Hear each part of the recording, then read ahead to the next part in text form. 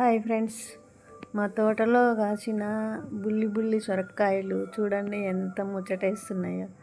సొరకాయలు చూడండి ఎంత బాగున్నాయో. ఒక 3 సొరకాయలు కాసినాయి. ఒకటి చిన్నగా ఉంది, 2 పెద్దగా ఉన్నాయి. ఆ 2 పెద్దగా ఉన్నాయి మీకు చూపిస్తున్నా. కాకరకాయలు కూడా చూడండి ఎట్లా వచ్చినాయో. చాలా కాకరకాయలు వచ్చినాయి, మస్తు వచ్చినాయి.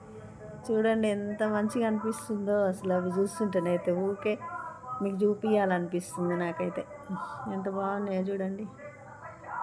చూడండి, సాయంత్రం పూట నేను దేవుడికి దీపం పెట్టుకుందామని పూలు కోద్దామని పోయేసరికి నాకు ఎందుకో వీడియో చేయాలనిపించింది ఫ్రెండ్స్, మీకు చూపించాలనిపించింది. ఆ సొరకాయలు చూసేసరికి కాకరకాయలు ఇవన్నీ చాలా ఉన్నాయని. చూడండి, కొన్ని పూలు కోసుకున్నా, ఇంకా తీసి గులమాల పూలు ఇచ్చుకున్నాయి. ఎంత సువాసన వస్తున్నాయో చెట్ల దగ్గరికి వెళ్ళగానే.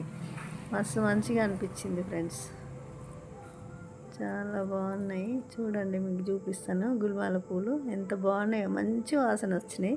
అవి తెంచుకొచ్చి ఇక దేవుడికి పెట్టాలనిపించింది నాకు వెంటనే. ఇంకా చూడండి ఎంత బాగున్నాయో. అసలు గులమాల పూలు పెడతారా ఫ్రెండ్స్ దేవుడికి? నాకు తెలియదు, నేనైతే పెడతా. మీరు పెడతారో పెట్టరో చెప్పండి. అవి చాలా బాగున్నాయి గులమాల పూలు. చూడండి ఎంత బాగున్నాయో. చెట్లు కూడా బాగా వచ్చినాయి పెద్దగా. చూడండి ఫ్రెండ్స్, మంచిగా ఉన్నాయి గులమాల పూలు.